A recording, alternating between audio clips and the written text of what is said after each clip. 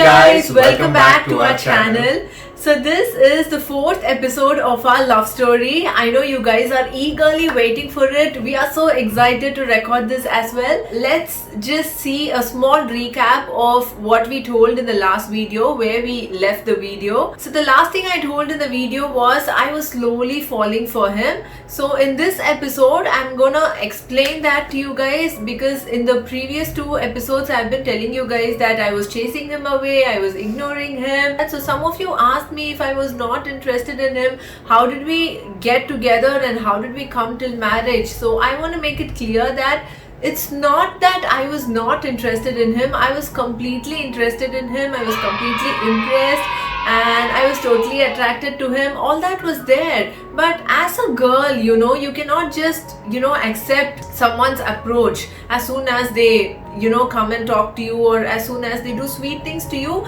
Your first reaction will be, you'll be frightened, you'll be scared, right? You cannot just trust a stranger, or even if you know the person for a very long time, when they do things to impress you, you should first doubt them. You cannot, immediately trust them. So that was the instinct I had, and I didn't want to purposely put all my trust in him. I wanted to test him.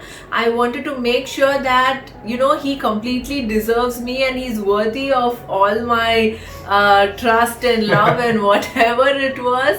So one side it was like that. So my girl instinct was telling me that wait, hold on, let him do more of it, let him do more things, let him come up with other things to impress you. And the other side, my family background, I don't remember anybody doing a love marriage in my family. So love marriage was not a common thing in my family, and also an intercaste marriage, interreligion marriage, I can never think of something like that. And during that time I was studying in a Muslim minority college, so most of the guys in the college were Muslims, and most of the proposals I was receiving was from Muslim guys, and most of my girlfriends were Muslims, and it was a complete Muslim background, right? Situation, the scenario and everything was really confusing me. I was like, should I go for him? Should I, let him get closer to me, or should I not? I was completely in that confusion for many years. But he was such a good friend, he was such a decent man. He was, growing up to be a very mature gentleman and all that. From being a small boy, because we know each other since school days, right? So from being a small boy, he has really matured up to a good gentleman. So I could really, feel that he would make a very good husband for me, and he was so compatible for me. Everything was just perfect. So this was completely confusing me, and this was the reason why I was trying to ignore him, why I was not showing any interest on him. I was deliberately not showing the interest that I actually had for him. So this was the reason, guys. So many of you asked me why I was not interested or why I was chasing him. It was not like that. It's just the family background. It's just the, the thoughts, the feel that you have about love marriage as a girl, and how your parents would react, how the society would react, or even if you get committed, even if you continue with the relationship, how will you brave the people around you and take it till marriage. So all that question is there, right? One thing I was so particular about was I didn't want to break up at a later stage. So if I was getting into a commitment, I wanted to take it further till marriage and be with him all my life. I didn't want to make a false promise. I didn't want to, give him false hopes. So that was the reason I was shying away from all this. But we were together and we were good friends, and slowly, naturally, I fell in love with him and I could not help it. Yeah, you guys are going to come to know about that as well. And even guys, I was not very, this thing about marriage, I was not very particular about marriage, and I was not particular about love as well. For me, I didn't know what love was at that stage, honestly. I wanted someone to, wait for me till I get back. Because I think that need is there in every guy who's alone at sea. Because at sea, you're only a community of 20 people, not more than that.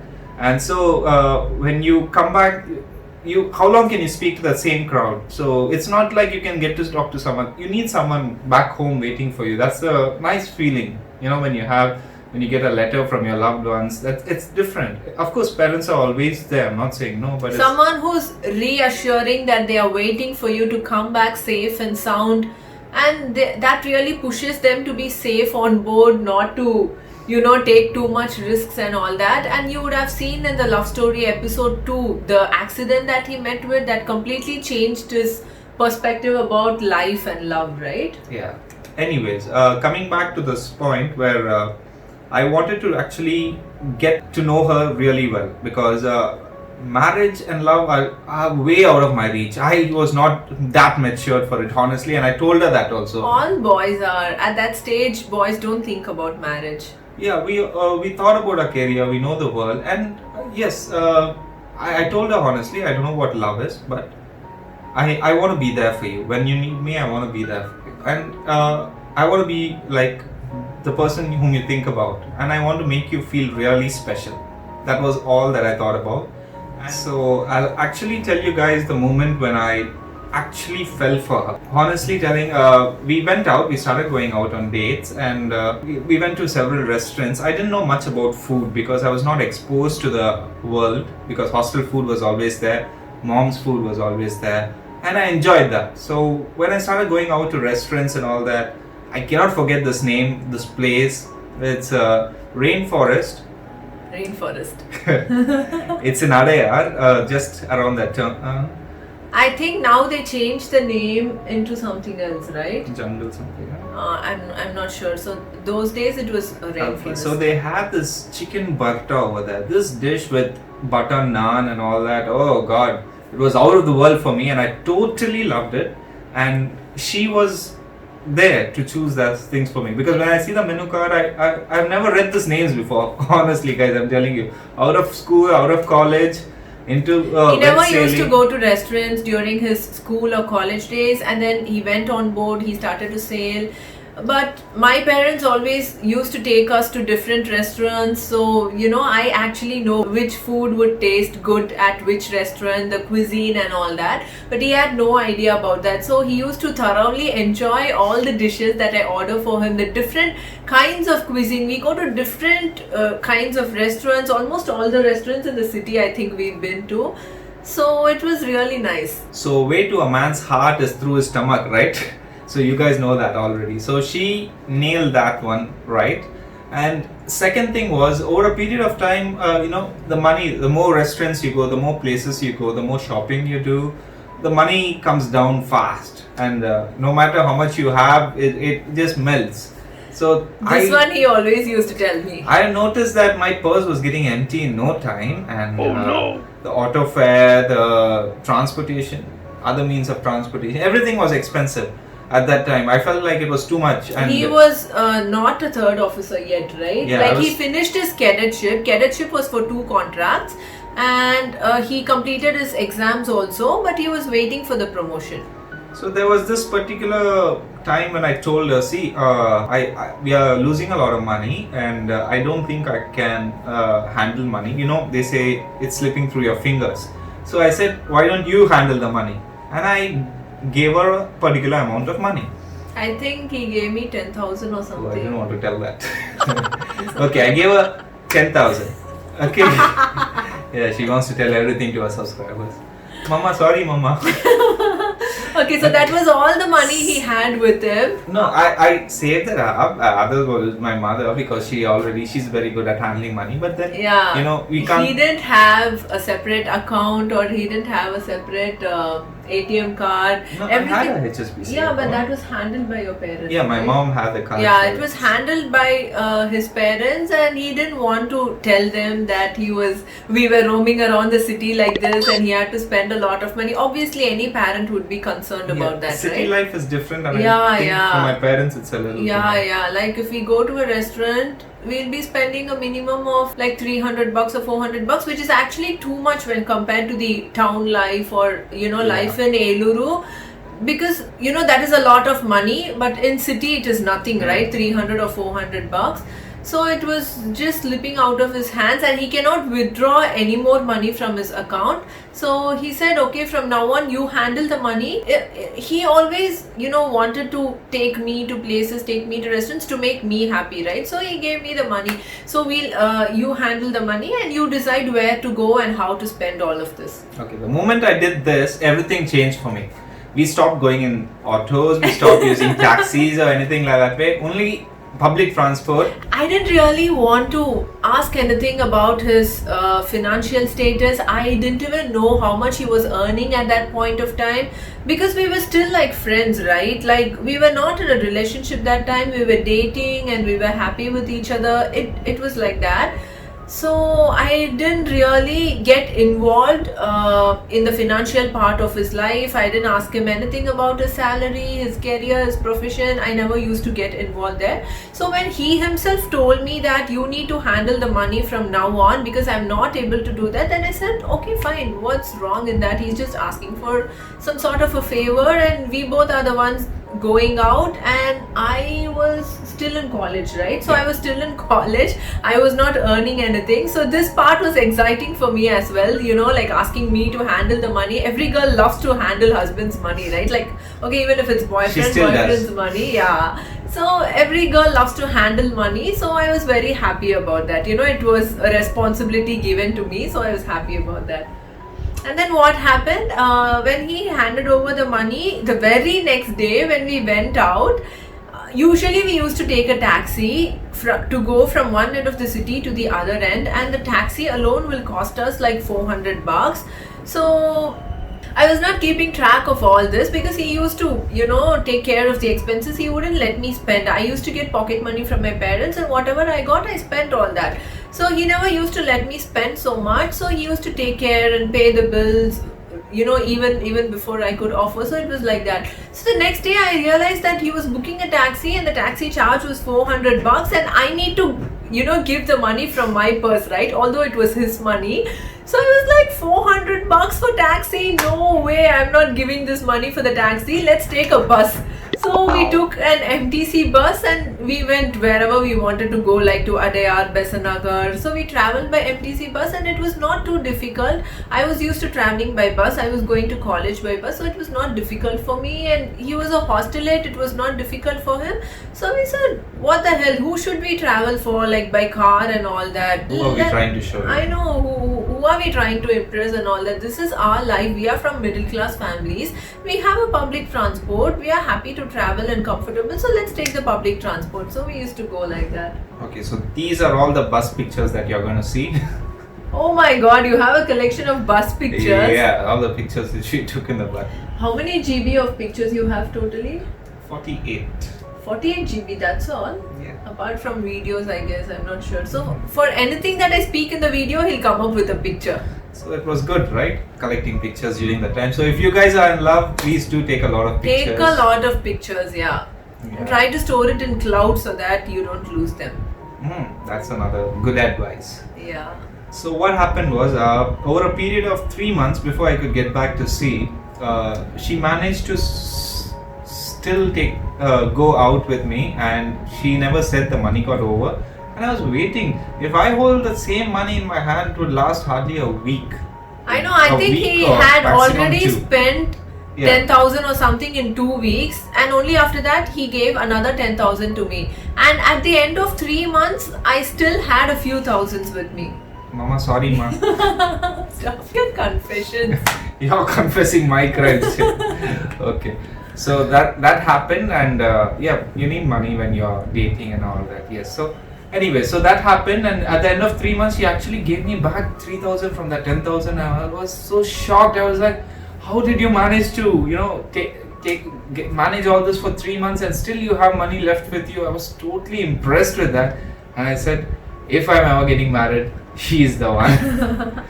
So I cut down on all the transportation costs. We always used to take public transport, and we used to take this 50 rupee pass, you remember? So it was 30 though.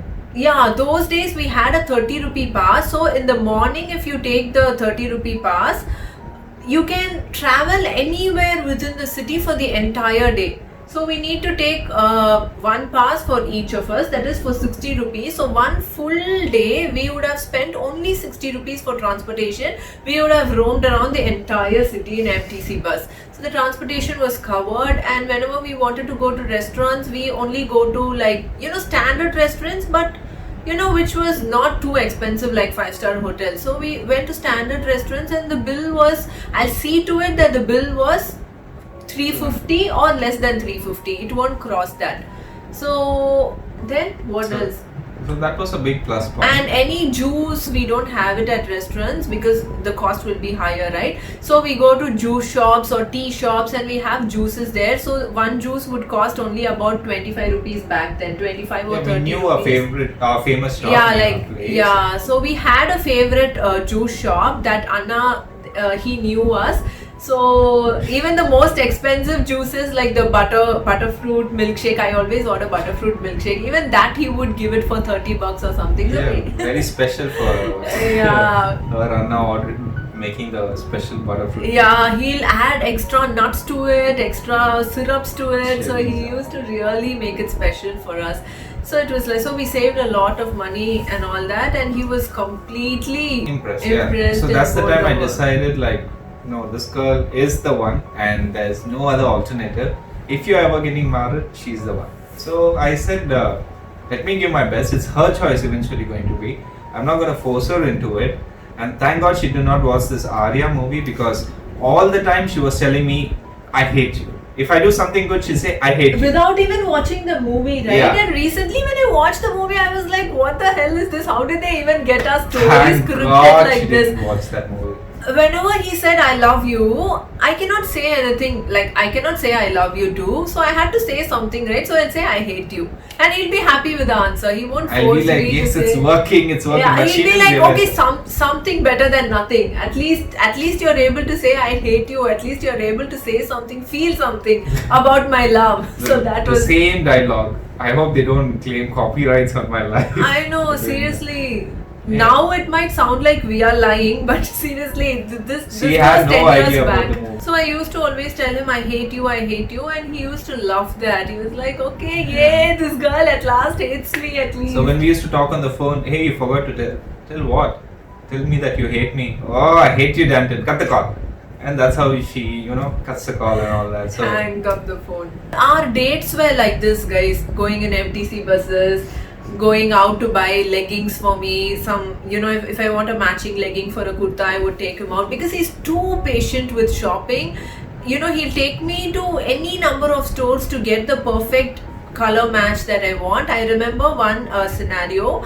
I had a dark shade purple color kurta and I wanted a dark, like exactly the same shade legging for that. You know how difficult it is to get a purple legging. The color purple itself is very difficult to match, and I wanted exactly that shade. It was kind of a wine and a purple color mixed. We had already checked out more than 10 shops and we were not able to find the perfect color match. It was getting very late, and at last we went somewhere and I took a legging and it was a shade or two lighter than the top that I had, and it didn't match perfectly, but I tried it on and I thought I'm not going to get this color at all. Today full day we wasted searching for this legging, so let me settle with this. So I took that legging and I told him, okay fine, I'm taking this legging, let's go home. He said, are you happy with this? I said, no, I'm not very happy with this. This is not the perfect color that I want, but what to do? We already checked out more than 10 shops and we are not able to find the perfect color. He said, no. If you're not happy with it, we are not buying that. You are not compromising on anything. You want this perfect color, right? Come, let's go check out few more shops. We still have time. We still have like half an hour left. So let's go out, check out some more shops, and we are not going to lose anything. I was feeling bad that already he was roaming around the entire day. From morning to evening we were searching for this legging. We didn't do anything else, so I was already feeling bad, but he said, no, nothing doing. You're not settling for anything less, so let's go search for the perfect color. So at last we went to Pantaloons and I remember we got the perfect purple shade. I was so happy that day, and that really impressed me. Oh, lots of you guys also, I think you'd see guys very patient and while shopping and all that. Nowadays there is mobile always, right? So when you guys go out, there's always mobile to entertain the guy. But those days, especially when you're falling in love, guys, if you're watching this video, if you'll give a little bit attention, then you can win her for your lifetime. Yeah, these days you have unlimited internet in your phone. You can just sit in one corner and keep playing. Those days, no unlimited internet. You can't do anything. You just have to be around the girl and just keep looking at her choosing clothes. But he didn't show any disinterest at all. He really enjoyed doing that with me. He really enjoyed. Why will I be disinterested? Yeah, he was so sweet. He really enjoyed all the shopping. And Oh, except that one shop, Sarvana Stores in Chennai. oh, One bad experience we had over there.